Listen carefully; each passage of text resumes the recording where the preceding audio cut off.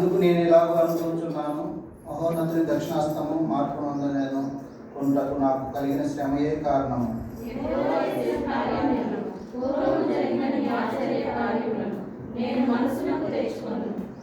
ఈ కార్యమంతయు నేను ధ్యానించుకుందును, ఈ క్రియలు నేను ధ్యానించుకుందును.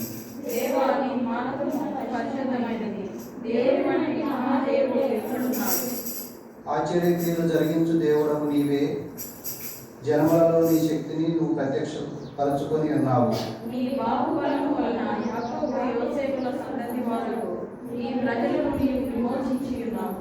దేవా, జలములు నిన్ను చూచెను, జలములు నిన్ను చూచి దిగులు పడెను, అగాధ జలములు గజగజలాడెను.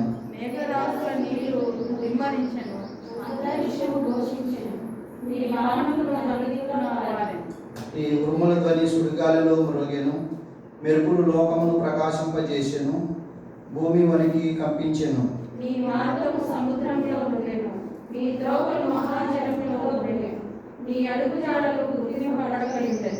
20 వచనం అందరం చదువుకుందాం. మోషే అహరోనుల చేత ఈ ప్రజలను మందవలే నడిపించితివి.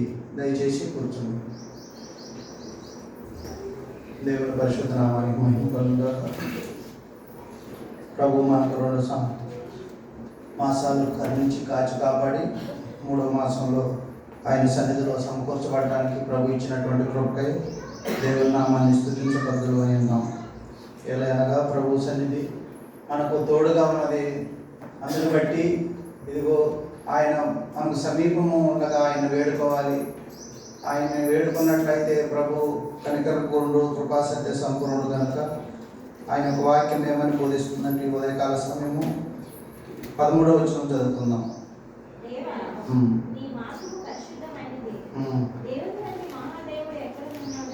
దేవా, నీ మార్గము పరిశుద్ధమైనది, దేవుని వంటి మహాదేవుడు ఎక్కడ ఉన్నాడు? అందరు కళ్ళు మూసుకొని ప్రార్థన చేసుకుందాం. పరిశుద్ధమైన తండ్రి, పరలోకమందు రాజా, ఈ బంగారు పాదాలు వందనాలు, స్తోత్రాలు తండ్రి. గడిచిన దినములన్నీ ప్రభా కృపాక్షేమంగా మా వెంట ఉంచి ప్రభా ఈ యొక్క పరిశుద్ధ దినములో ప్రభా నీ సన్నిధిలో గడపడానికి మాకు ఇచ్చినటువంటి మరి యొక్క తరుణాన్ని బట్టి వందనాలు, స్తోత్రాలు ప్రభా. నాయన, ఎక్కడైతే 2-3 నీ నామమును కూడి ఉంటారో వారి మధ్యలో నివాసం చేస్తానని తెలియజేసిన దేవానికి వందనాలు, స్తోత్రాలు ప్రభా. అటు రీతిగా ప్రభా నీ ప్రజలైనటువంటి వారి మధ్య ప్రభా మీరు నివాసం చేయించుండగా ప్రభా మేము తండ్రి నిన్ను వెతికి ప్రభా నీ అందు రక్షణ పొందుకొని నీ యొక్క మందగా ఉండడానికి మమ్మల్ని ఏర్పాటు చేసుకున్నందుకు కృతజ్ఞతాస్తులు చెల్లించుకుంటూ మమ్మల్ని మేము తగ్గించుకుని నీ నామాన్ని హెచ్చిస్తూ యేసుక్రీస్తు ప్రభు శ్రేష్టమైన నామములో ప్రార్థించి వేడుకొంచున్నాము తండ్రి, ఆమేన్. కాబట్టి ప్రభునందు ప్రియమైన వాళ్ళ ఆయన మహాదేవుడై ఉన్నాడు. ఏలయనగా ఆశ్చర్య క్రియలు జరిగించు దేవుడవు నీవే, జనములలో నీ శక్తిని నువ్వు ప్రత్యక్షపరుచుకొని ఉన్నావు. కాబట్టి ప్రభు మనకి ఇచ్చినటువంటి కృపను బట్టి, ఆయన యొక్క శక్తిని బట్టి మనం ముందుగానే ఆయన దగ్గరకు వచ్చి వేడుకోవాల్సిన వారన్నా. ప్రభునందు ప్రియమైన వాళ్ళరా, ఆశ్చర్య క్రియలు జరిగించువాడు ఆయనే కనుక, జనములలో నీ శక్తిని ప్రత్యక్షపరుచుకొని ఉన్నాడు కనుక మనం ఆ యొక్క శక్తిని కనుగొని ఆయన యొద్దకు వచ్చినప్పుడు ప్రభు సన్నిధానం మనకి ఎంతగానో తోడుగా ఉండి మనం నడిపిస్తూ ఉంటుంది కనుక ఈ యొక్క పరిశుద్ధ దినంలో ఆయన సన్నిధిలో గడపడం ఎంతో భాగ్యం. కాబట్టి యేసుక్రీస్తు యొక్క మందిరంలో 1 దినము గడుపుట 1000 దినముల కంటే శ్రేష్టమై ఉన్నది కనుక ఆయన యొక్క మందిరావరణంలోనికి ప్రభు మనం నడిపిస్తూ ఉండగా ఆయన యొక్క బిడ్డలుగా ఉండడానికి ప్రభు మనల్ని ఏర్పాటు చేసుకున్నాడని చెప్పి గ్రహించుకోవలసిన వారున్నాం. అందుకే గలతీయులకు రాసిన పత్రిక 1వ అధ్యాయము 4వ వచనంలో ఒక మాట జ్ఞాపకం చేసుకుందాం. గలతీయులకు రాసిన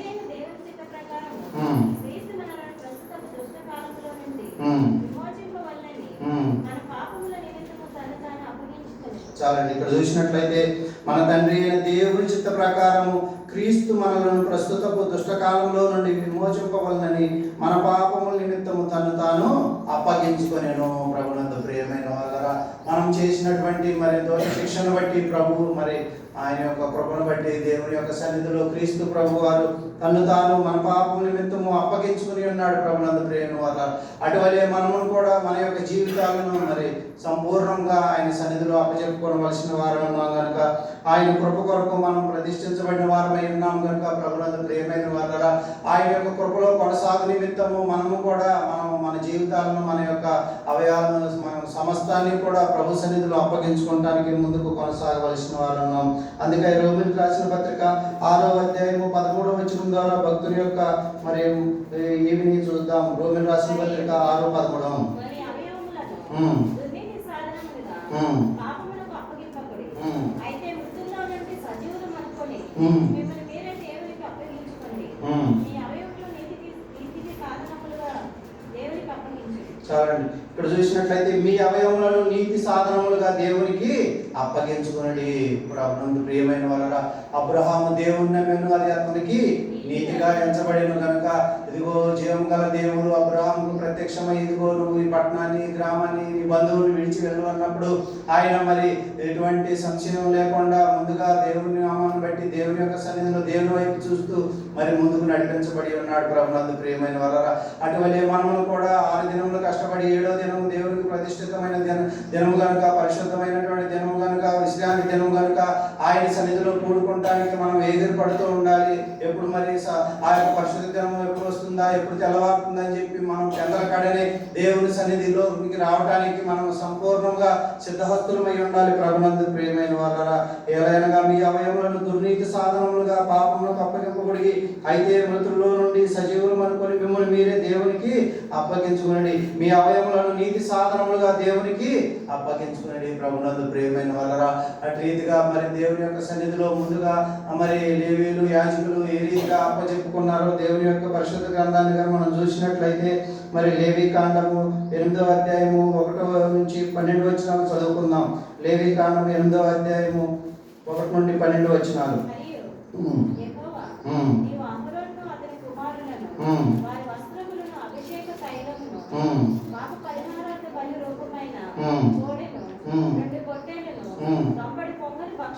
తీసుకొని ప్రత్యక్ష గుడారము యొక్క ద్వారమున వద్దకు సర్వ సమాజమును సమకూర్చుమనగా యెహోవా మోషేకు ఆజ్ఞాపించినట్లు అతడు చేశాడు. చాలండి. ఇక్కడ చూసినట్లయితే ఇదిగో యాజకులు మరి ఏ రీతిగా లేవీయులు ఏ రీతిగా మరి దేవుని సన్నిధిలోనికి సమర్పించుకోవడానికి అప్పగించుకోవడానికి ముందుగా సిద్ధపడి ఉన్నారో ఆ విషయాన్ని దేవాది దేవుడైనటువంటి యెహోవా మోషేకు తెలియజేయుచున్నాడు. కాబట్టి ఇదిగో నీవు అహరోనును అతని కుమారులను వారి వస్త్రములను అభిషేక తైలమును పాప పరిహార్థ బలి రూపమైన కోడెను 2 పొట్టేళ్లను గంపెడు పొంగని భక్ష్యములను తీసుకుని ప్రత్యక్ష గుడారం యొక్క ద్వారములకు సర్వ సమాజమును సమకూర్చమనగా యెహోవా మోషేకు ఆజ్ఞాపించినట్లు అతడు చేసెను. ఇట్టి పరిస్థితుల్లో ఉండగా ఎవరైనా మన యొక్క కాపరి కానీ మరి సేవకులు కానీ చెప్పినట్లయితే మనం చేసేటువంటి పరిస్థితుల్లో ఉన్నామా? ప్రభునందు ప్రియమైన వాళ్ళరా, లేవు కనుకనే ప్రభు దేవాది దేవుడైనటువంటి యెహోవా గల్తీలు రాసిన పత్రిక మనం చదువుకున్నట్లుగా 1వ అధ్యాయము మరి 4వ వచనం ద్వారా దేవుడు ఎంతగానో హెచ్చించబడి ఉన్నాడు. తన కుమారుని యొక్క మరి ప్రాణ విమోచన ద్వారా మనందరూ కూడా ప్రతిష్ఠించి ఉన్నాడు. ఏలైనగా మన తండ్రి అయిన దేవుని చిత్త ప్రకారము క్రీస్తు మనలను ప్రస్తుతపు దుష్టకాలంలో నుండి విమోచింపవాలని మన పాపం నిమిత్తము తను తాను అప్పగించుకునేను. హల్లెలూయా. చూడండి, ఇక్కడ మరి మోషేకి ఇచ్చినటువంటి ఆజ్ఞ ఏదనగా ఇదిగో గంపెడు పొంగని భక్ష్యములను 2 పొట్టేళ్లను గంపెడు పొంగని భక్ష్యములను తీసుకుని మరి అభిషేక తైలమును పాప పరిహార్థ బలి రూపమైన కోడెను 2 పొట్టేళ్లను గంపెడు పొంగని భక్ష్యము తీసుకుని ప్రత్యక్ష గుడారం ద్వారం యొద్దకు సర్వ సమాజమును సమకూర్చమనగా మోషే ఆ రీతిగా సిద్ధపరుస్తున్నాడు. ప్రభునందు ప్రియమైన వాళ్ళరా, అట్టి పరిస్థితుల్లో మనం లేనప్పటికీ దేవుడై మనందరిని కూడా కరుణించడానికి ఆయన కృపా బాహుళ్యం బట్టి మనందరం కూడా ఆయన సన్నిధిలో ప్రత్యక్ష గుడారంలో పరిశుద్ధ స్థలంలోనికి మనం నడిపిస్తున్నాడు. ప్రభునందు ప్రియమైన వాళ్ళరా, మన యొక్క మరి గృహములు నీతియుక్తమైనవి కాదు కనుక దేవుడు ప్రతిష్ఠించినటువంటి ఆ యొక్క పరిశుద్ధ స్థలానికి మనం రావాల్సి ఉన్నాం. ప్రభునందు ప్రియమైన వాళ్ళరా, అంతేకాదు వారిని ఇంకా ఏ రీతిగా సిద్ధపరచమంటున్నాడు కనుక 6వ వచనంలో అప్పుడు మోషే అహరోనును అతని కుమారుల దగ్గరకు తీసుకుని వచ్చి నీళ్లతో వారికి స్నానము చేయించెను. మనం ఈనాడు ఏ నీళ్లతో మనం దేవుని సన్నిధిలో మరి స్నానం చేయించాలనగా మరి పేతురు భక్తుడు అంటున్నాడు, ఉదక స్నానం చేయాలి. ప్రభునందు ప్రియమైన వాళ్ళరా, కాబట్టి వెండి బంగారం వంటి క్షయమైన వస్తువుల చేత మనం విమోచింపబడలేదు కానీ అమూల్యమైన రక్తము అనగా నిర్దోషము నిష్కలంకము లేని గొర్రె పిల్ల అయినటువంటి క్రీస్తు రక్తం ద్వారా మనము విమోచించబడి ఉన్నాం. ప్రభు హల్లెలూయా. కాబట్టి దేవుడు తన యొక్క కుమారుని ముందుగానే మన కొరకు పంపించి ఆయన కాల్చినటువంటి పరిశుద్ధ రక్తం ద్వారా మనందరం కూడా పవిత్రపరచడానికి దేవుడు ప్రభుత్వం చూపి ఉన్నాడు. ప్రభునందు ప్రియమైన వాళ్ళరా, అందుకే నిర్గమాకాండము 29వ అధ్యాయంలో కూడా అక్కడ యాజకులు ఏ రీతిగా సిద్ధపరుస్తున్నాడో జ్ఞాపకం చేసుకుందాం. నిర్గమాకాండం 29వ అధ్యాయం 1వ వచనంలో నీవు వారికి చేయవలసిన కార్యం ఏదనగా ఒక కోడెను కలంకములైన రొట్టె పొట్టేలను పొంగని రొట్టెను పొంగనివై నూనెతో కలిసిన భక్ష్యములను పొంగనివై నూనె పూసిన పలచని అప్పములను తీసుకొని గోధుమ పిండితో వాటిని చేసి ఒక కంపలో వాటిని పెట్టి ఆ కంపను ఆ కోడెను ఆ 2 పొట్టేలను తీసుకొని రావాలి. మరియు నీవు అహరోనును అతని కుమారుని ప్రత్యక్ష గుడారం యొక్క ద్వారం దగ్గరకు తీసుకొని వచ్చి నీళ్లతో వారికి స్నానం చేయించి ఆ వస్త్రములు తీసుకొని చొక్కాయిని ఎఫోదు నిలువు టంగిని ఎఫోదును పతాకమును అహరోనుకు ధరింపచేసి ఎఫోదు విచిత్రమైన నడికట్టును అతనికి కట్టి అతని తల మీద పాగాను పెట్టి ఆ పాగా మీద పరిశుద్ధ కిరీటం ఉంచి అభిషేక తైలమును తీసుకొని అతని తల మీద కోసి అతన్ని అభిషేకింపవలెను. మరియు నీవు అతని కుమారులను సమీపింపచేసి వారికి చొక్కాయిను తొలగింపవలెను. అహరోనుకును అతని కుమారులకును దట్టిని కట్టి వారికి పుల్లాయిలను వేయింపవలెను. నిత్యమైన కట్టడను కట్టి యాజకత్వము వారి ప్రభును. చాలండి. ఇప్పుడు చూసినట్లయితే ప్రభునందు ఈ రీతిగా యాజకులను దేవాది దేవుడైనటువంటి యెహోవా మోషే ద్వారా ప్రతిష్ఠిస్తున్నాడు. ప్రభునందు ప్రియమైన వారరా, మనం చిన్నతనంలో చూసినట్లయితే మరి యాజకులకు ఏ రీతిగా అయితే ఒక నిలువుటంగి ధరింపజేసి నడుముకు దట్టి కట్టుకుని ఏ రీతిగా ఉండేవాళ్ళు మనం చిన్నప్పుడు చూసి ఉన్నాం. ప్రభునందు ప్రియమైన వారరా, ఈనాడైతే మరి దేవుడు తన యొక్క పరిశుద్ధ రక్తం చేత అందరినీ కూడా తన యొక్క బిడ్డలుగాను ప్రతిష్ఠించుకున్నాడు కనుక వాటన్నింటినీ కూడా ప్రభు అయినటువంటి యేసుక్రీస్తు వారు సిలువలో కొట్టివేసి ఉన్నారు కనుక ప్రభునందు ప్రియమైన వారరా, ఆయన యొక్క కృపను బట్టి ప్రేమను బట్టి ఆ యొక్క పరిశుద్ధ స్థలంలోనికి మనం విమోచించబడిన వారమే వస్తూ ఉన్నాం కనుక ఇంకను మరి కాలంలో సమయంలో ఆయన ఆదేశంలోనే కనుక ప్రభునందు ప్రియమైన వారరా, ఆయన యొక్క కృపను బట్టి ప్రేమను బట్టి మనం ముందుకు కొనసాగవలసిన వారు ఉన్నాం. మనమైతే చిన్నతనంలో నిలువుటంగిని ఆ యొక్క దట్టినే చూసాం కానీ మరి తలకు మరి కిరీటం కూడా ఉండేదని చెప్పి బైబిల్ గ్రంథం బోధిస్తున్నది.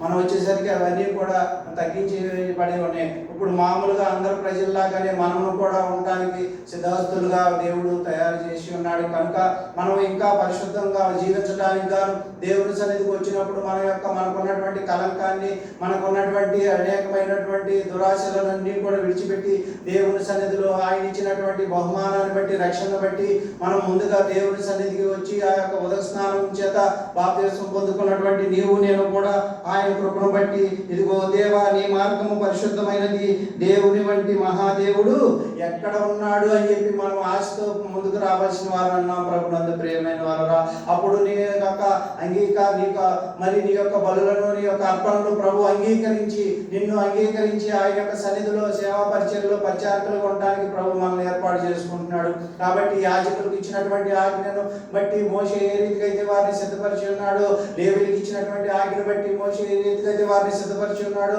అలాగే మనం కూడా మన సేవకులు మన కాపరులు దేవుని యొక్క సన్నిధిలో మన సిద్ధపాటు దయచేస్తూ ఉండగా దేవుడు ఇచ్చినటువంటి ప్రశస్తమైనటువంటి అమూల్యమైనటువంటి ఆరోగ్యకరమైనటువంటి ఈవులను పొందుకున్నటువంటి నీవు నేను కూడా ఆయన సన్నిధానంలో ముందుకు వెళుతూ ఉన్నప్పుడు దేవుడు కరుణా సంపన్నుడై ఉండి ఇదిగో మన తండ్రి అయిన దేవుని చిత్త ప్రకారం క్రీస్తు మనలను ప్రస్తుతపు దుష్టకాలంలో నుండి విమోచింపవాలని మన పాపం నిమిత్తము తను తాను అప్పగించుకుని ఉన్నాడు కనుక ప్రభునందు ప్రియమైన వాళ్ళరా, అట్టి యోగ్యమైనటువంటి ఈవులను నీవు నేను పొందుకున్నటువంటి మనము ఆయన కృపలో ముందుకు సాగవలసిన వారు ఉన్నాం. అందుకే భక్తుడు అంటున్నాడు, కృపగల దేవుడవు దయగల తండ్రివి వాత్సల్య పూర్ణుడవయ్యా నీవు, కృపగల దేవుడవు దయగల తండ్రివి కరుణా సంపన్నుడవయ్యా నీవు, ఎల్లప్పుడూ నీవు కోపించవు, దీర్ఘశాంతంతో నన్ను చేర్చుకున్నావు, కృపగల దేవుడవు దయగల తండ్రివి వాత్సల్య పూర్ణుడవయ్యా నీవు.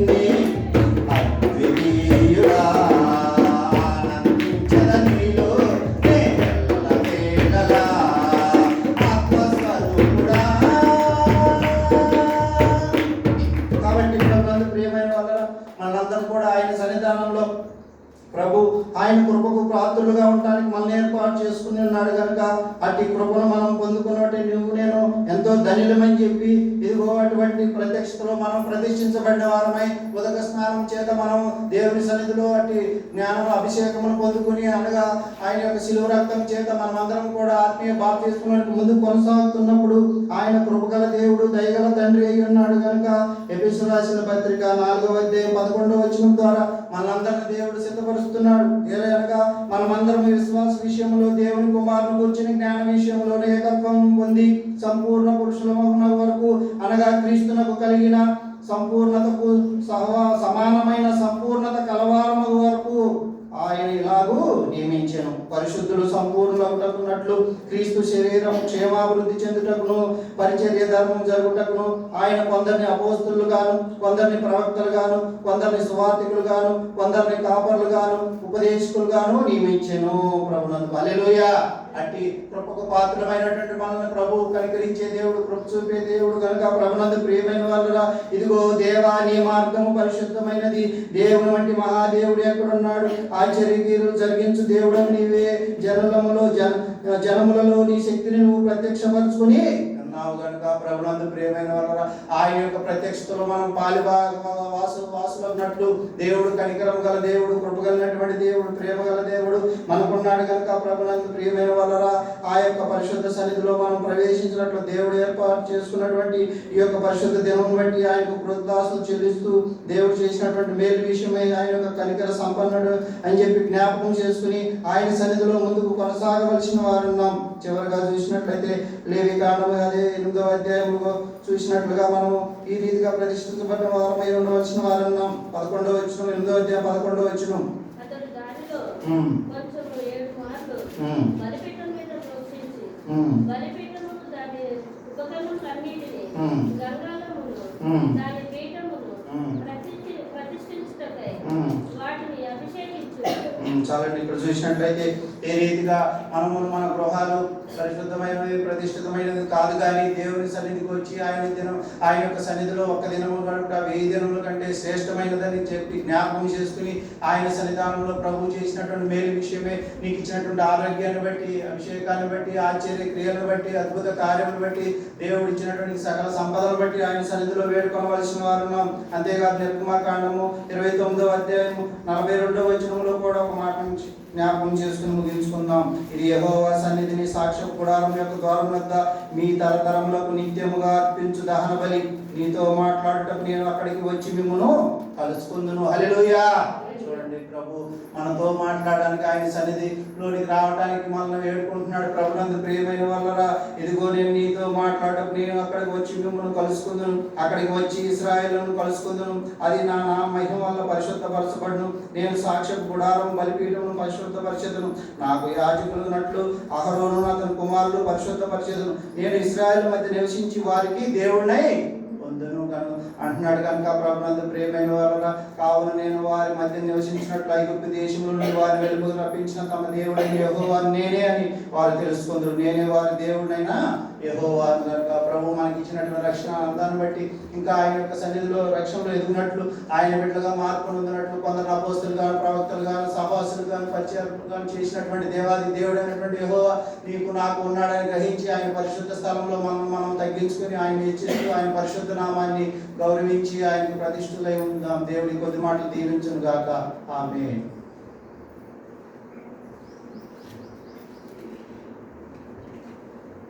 ఆరాధన వర్తమానంలో కొన్ని విషయాలు జ్ఞాపకం చేసుకున్నాం. యేసు ప్రభు యొక్క శిలువ కార్యముల గురించి, ప్రస్తుత దుష్ట లోకము నుండి ఎవరు ఏ క్షణంలో మీ శిలువ చెంత సరైన గ్రహింపుతో చేరి మిమ్మల్ని వేడుకుంటారో ఆ క్షణమందే మీరు వారిని క్షమించే దేవుడము, కడిగి పరిశుద్ధపరిచే దేవుడు, మీ నిత్యరాజ్యానికి పాత్రులుగా చేసే దేవుడు. అందును బట్టి మీకు స్తోత్రం. ఈ పాటను పాడిన ప్రతి ఒక్కరికి దీవెనకరముగా చేయండి. మరొకసారి మీ వాక్యాన్ని ధ్యానం చేసుకుంటూ ఉండగా ఈ వర్తమానం మా జీవితంలో మీపై ఆధారపడుటకు, మిమ్మల్ని ఆనుకొనుటకు, మీ వైపు చూచుటకు ప్రభా ఆయన సహాయపడినట్లు మీరే కనికరించి కృప చూపించమని మా రక్షకుడైన యేసుక్రీస్తు పరిశుద్ధమైన నామములో ప్రార్థన చేస్తున్నాము తండ్రి. ఆమేన్.